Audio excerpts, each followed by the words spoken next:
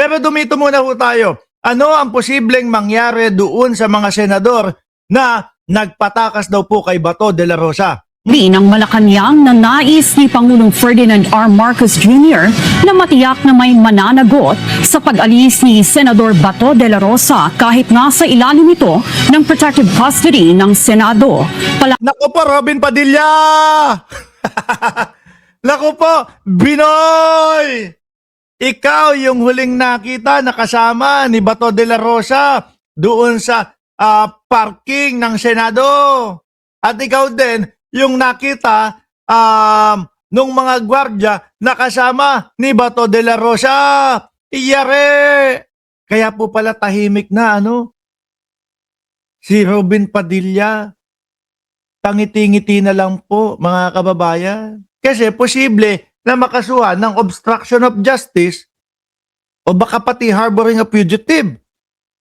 Di po ba sabi ni Sir Paulo, hindi na sana gumulong ang Bato. Wala na yan, malabo na yan.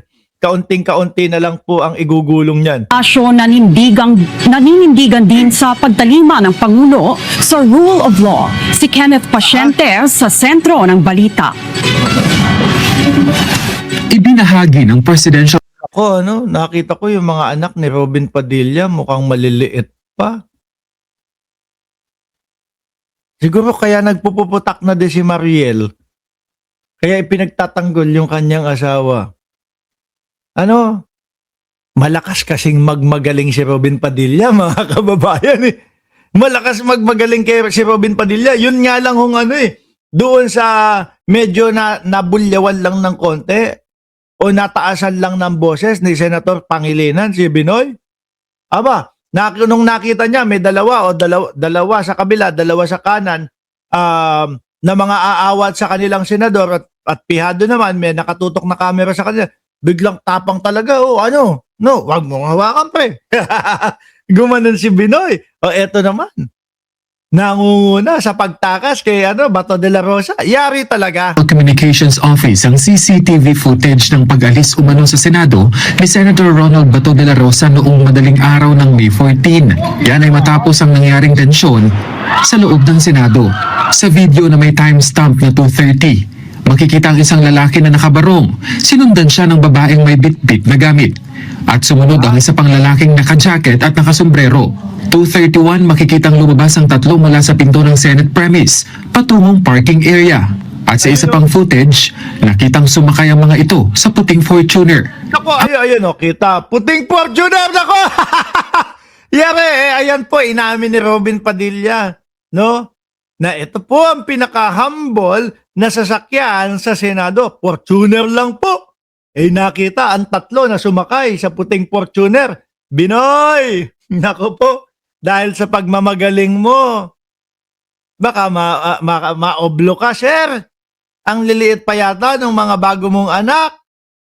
Dahil lang dito sa pagiging DDS. Kung sa bagay naman, ang dahilan ng paglaya mo ay ang dating Pangulong Duterte. At least ngayon, kung sakali man, ang dahilan din ng papasok ka sa oblo ay ang mga DDS pa din. Sabi ni Elena Garcia, sino yung babaeng may bit-bit ng bag? Si Mrs. De La Rosa kaya? Hindi ho natin alam. Parang julalay po eh. Kasi si Binoy walang bit-bit. Hindi naman huhayaan niya na ibit-bit lahat ni De La Rosa, nung asawa ni De La Rosa, lahat ng gamit. Di ho ba? Si Bato, wala namang bit-bit, mabilis kumilos. Ang mga nasa CCTV, tinukoy ng DILG. The three individuals were identified as follows. The man in white was Robin Padilla. The man in the blue jacket was Senator Bato de la Rosa. Blue jacket na nakap. Yes, sir. Senator Bato de la Rosa. Ayan. Jane Doe is the assistant who was with them, unidentified. Dagdag Ayan, assistant daw po, mga kababayan. Tukoy na tukoy sila, Kaya pala, medyo, si Binoy, malamlam ng magsalita. Tayo na lang po natin yung investigasyon. Pwede na naman sabihin na, hindi ako yun. Diba, pwede naman umamin. Sabi ni Ma'am Neng Gigi, inamin na ni Robin sa interview, hindi daw AI yung video, na release na sumakay kasama si Bato de la Rosa. Yari. Pani Remulla, patungong Makati area ang naging direksyon ng puting sasakyan pero hindi na ito nakunan pa ng CCTV. Una nang inamin ni Padilla na pagmamayari niya ang puting Fortuner. Pero sabi ni Remulla, ang DOJ na raw ang magdedetermina kung ituturing bang kasabwat si Padilla. Ngayong ibinasura na ng Korte Suprema ang hiling na TRO ni De La Rosa. Posible, oo, dapat. Gabi makasulsol naman tong vlogger na to. Riinding itinanggi ni Remulla ang paratang ni Suspended Acting Sergeant at Arms Mau Aplaska na spliced umano ang mga CCTV footage na inilabas ng DILG. No, not at all. Maling-mali yung mga kilos at galawan nila dito, ano? Yung gagawa ng kunyaring may putukan para mailabas si Bato de la Rosa na putik na. Sino ba talaga kasi nag-isip niyan? Parang mala action movie no? Hindi kaya si Robin Padilla? Kasi si Robin Padilla mga kababayan, alam niyo naman po, mahusay, magaling, no? Bilang action star. Baka siguro yun yung nasabi niya. At ito naman kung sakali ito namang si Peter Cayetano, ibig sabihin nakaayon din, pambansang nanay survivor. Shoutout po sa inyo. At Remy Rivera. We timestamp naman lahat so it couldn't have been spliced. Those were direct from CCTV cameras of the Senate, their servers, and hindi pwedeng splice yun dahil may timestamp lahat.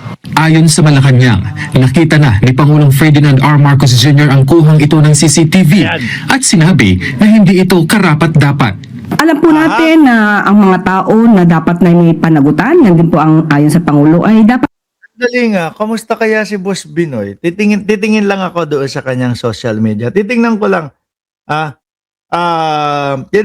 mga kababayan, kung ano na yung pinopost ni Robin Padilla patungkol dyan. Lalo na po at ito ang mga balita, tawag dito, Robin Padilla. Kasama na siya talaga sa person of interest talaga. Wala. Robin Padilla. Tingnan natin. Wala. 4 hours ago. 2020 Congress. Anyway, mga bossing, tuloy natin. managot. Kung wala namang kasalanan, ay kailangan maklear ang kanilang mga pangalan. Kung ikukonsidera ito na pagtakas at pag-alis, hindi po natin ito didesisyonan o bibigyan ng judgment. Pero sa paningin po ng Pangulo ay hindi po ito dapat nararapat. Natanong din ang palasyo sa naging apela ni De La Rosa sa Pangulo na huwag siyang isuko sa ICC. Giit ng Malacanang, Ang magagawa ng Pangulo ay sumunod sa batas at tumalima sa rule of law. una nang binigyang diin ng DILG na nasa ilalim ng protective custody ng Senado si De La Rosa na nangangahulugan na tinanggap ng Senado ang responsibilidad sa kustodiya nito. Tapos pinatakas naman. Gumawa pa ng mga eksenang baril-barilan. Kaya giit ng palasyo, Yun po ang pinanghahawakan ng NBI noong nagkausap sila at dahil sa resolusyon na ito ay hindi gumalaw ang NBI. At Kumbaga, safe na. Total naman nakausap na natin sila Alan Peter Cayetano. Ano na tayo? Chill na muna tayo dito.